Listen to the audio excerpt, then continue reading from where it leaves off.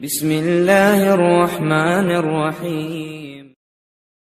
دوستو، اگر آپ کو اسلامک ہسٹری اور مسلم یودھاؤں کا اتہاس فل ڈیٹیل میں پڑھنا ہے تو آپ یہ کتابیں ضرور خریدیں۔ سبھی کتابوں کا لنک ڈسکرپشن میں دے دیا گیا ہے۔ السلام علیکم دوستو، میرا نام آصف خان اور آپ دیکھ رہے ہیں انڈین مسلم۔ دوستو، کیا ہو اگر آپ کو اس زمین کے ٹکڑے، اس جگہ کو دیکھنے کا موقع ملے جہاں تاجدار مدینہ، دنیا کی سب سے اعلیٰ افضل ہستی جناب محمد رسول اللہ صلی اللہ علیہ وسلم نے جنم لیا تھا۔ آخر کہاں ہے وہ زمین؟ کہاں ہے نبی پاک صلی اللہ علیہ وسلم کا گھر؟ اور آج کس حالت میں ہے وہ گھر؟ سب دیکھیں گے، ویڈیو کے آخر تک ضرور بنے رہنا۔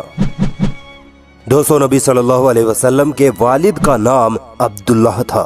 ان کا انتقال نبی صلی اللہ علیہ وسلم کی پیدائش سے 6 مہینے پہلے ہی ہو گیا تھا۔ نبی صلی اللہ علیہ وسلم کے والد تاجر تھے اور ایک بار وہ سیریا کی طرف تجارت کے لیے گئے تھے۔ واپسی میں وہ اتنا بیمار پڑ گئے کہ مدینہ آتے آتے وہیں ان کا انتقال ہو گیا، اور اسی لیے نبی صلی اللہ علیہ وسلم کی پیدائش ایک یتیم کے طور پر ہوئی تھی۔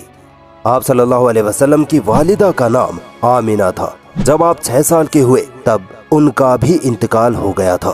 نبی صلی اللہ علیہ وسلم مکہ میں پیدا ہوئے تھے، اور جب پیدا ہوئے تب مکہ کا موسم، ہوائیں، پہاڑ، بادل، مکہ کے جانوروں میں عجیب و غریب خوف طاری ہو گیا تھا۔ جب آپ صلی اللہ علیہ وسلم پیدا ہوئے تو آپ کے دادا عبد المطلب بہت خوش ہوئے تھے اور آپ کو گود میں اٹھا کر کعبہ میں چلے گئے اور آپ کی پیدائش پر اللہ کا شکر ادا کیا۔ پھر باہر آئے اور مکہ کے سرداروں اور لوگوں کو جمع کیا اور کہا کہ میرے اس پوتے کا نام محمد ہوگا۔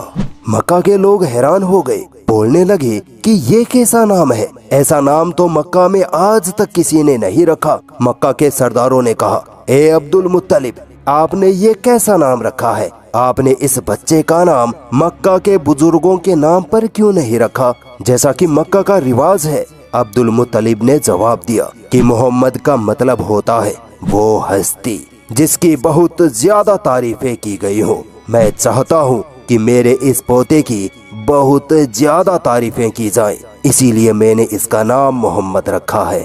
اور دوستو، آج دیکھیے، محمد صلی اللہ علیہ وسلم پورے کائنات کی وہ ہستی ہے جن کی اللہ کے بعد سب سے زیادہ تعریفیں کی جاتی ہے۔ ان پر درود بھیجا جاتا ہے، سلام بھیجا جاتا ہے۔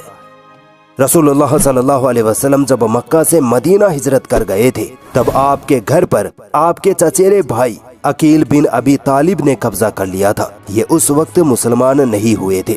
632 عیسوی میں جب نبی صلی اللہ علیہ وسلم اس دنیا کو چھوڑ کر اللہ کے پاس چلے گئے تب آپ کے بعد بھی آپ کا گھر مبارک عقیل بن ابی طالب کے پریوار کے ہی پاس رہا، مگر حجاج بن یوسف کے دور میں آپ صلی اللہ علیہ وسلم کا گھر حجاج بن یوسف کے بھائی محمد بن یوسف نے خرید لیا تھا۔ اس کے بعد عباسید خلیفہ ہارون الرشید کے دور میں ایک بار ان کی ماں حج پر گئی تھی۔ اسی وقت انہوں نے دیکھا کہ پیغمبر کا گھر مبارک ٹوٹی پھوٹی دیواروں کے ساتھ کھنڈہر میں بدل چکا ہے۔ اسی وجہ سے انہوں نے نبی صلی اللہ علیہ وسلم کے گھر کی جگہ پر ایک مسجد تعمیر کروا دی۔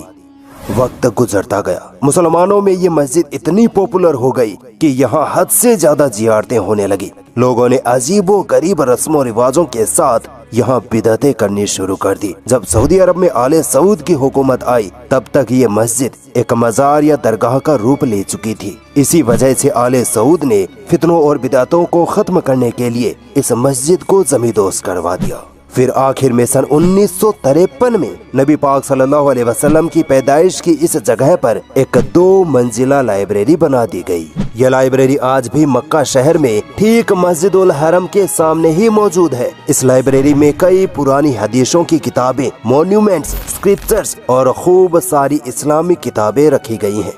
دوستو، آج بھی ایسے جاہل مسلمان موجود ہیں جو اس پاک لائبریری کی دیواروں پر اپنا نام لکھ کر اس لائبریری کی خوبصورتی کو خراب کرتے ہیں۔ وہ یہ نہیں سوچتے کہ یہ جگہ نبی پاک صلی اللہ علیہ وسلم کے گھر کی جگہ ہے۔ سوچے کتنی خوش قسمت ہے یہ زمین جہاں دنیا کی سب سے عظیم و شان ہستی رسول اللہ صلی اللہ علیہ وسلم نے جنم لیا۔ दोस्तों, अगर आपको इस्लामिक हिस्ट्री और मुस्लिम योद्धाओं का इतिहास फुल डिटेल में पढ़ना है तो आप ये किताबें जरूर खरीदें। सभी किताबों का लिंक डिस्क्रिप्शन में दे दिया गया है।